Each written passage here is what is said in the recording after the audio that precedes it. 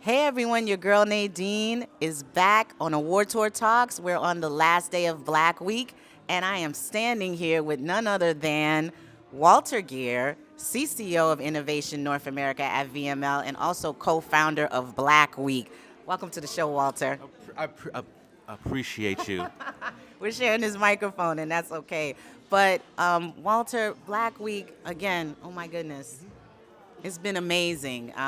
For those that haven't been able to send, this is the first year, inaugural year of Black Week, and like it feels like a homecoming of sorts for advertising. It's just been a wonderful event. I just want to thank you first of all. Appreciate you. First question, it would be great if I was looking at my questions, is with everyone coming together, it was a sold out event.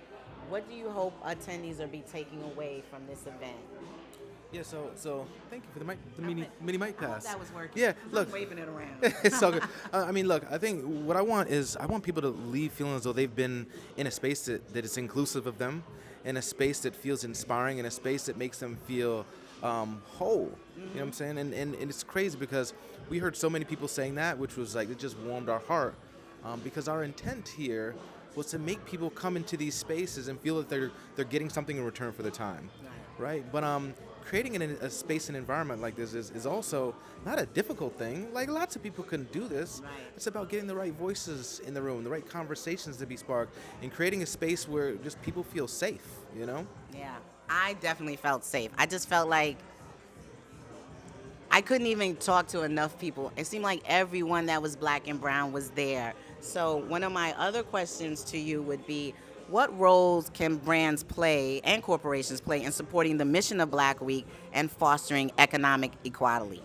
Yeah, I think we'll start with showing up, right? Showing up doesn't just necessarily mean Black Week, right? There's a lot of events that we can show up at, and participating in the conversation and not being afraid to participate in that conversation. But more importantly, we look across the landscape here and we represent $5 trillion in buying power.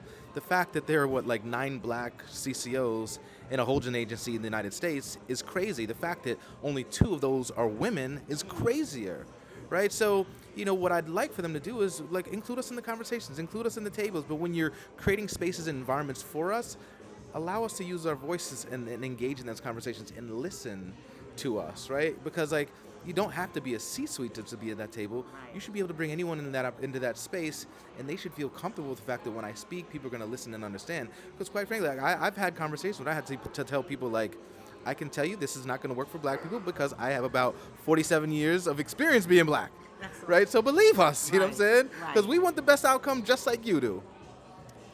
Thanks for that answer. I mean, that's the thing too. Like we're in the room and we can say it, but are they listening? That's always like sometimes the issue, and we bring it to the table, but they take that information and maybe go nowhere with it. So, what are some of the biggest challenges we face in accessing equitable economic opportunities?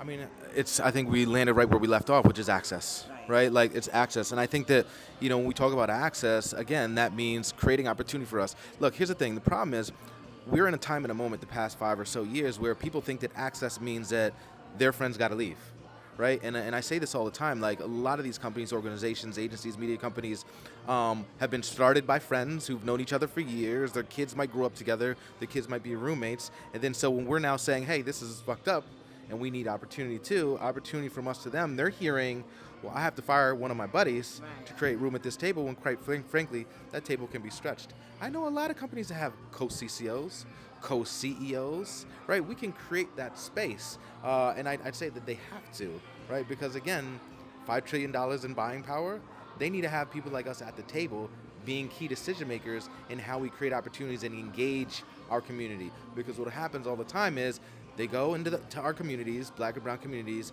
they find something that's bubbling up, and they go back out and use it to springboard it out across the rest of the planet, and in some cases are doing it in ways that just aren't authentic.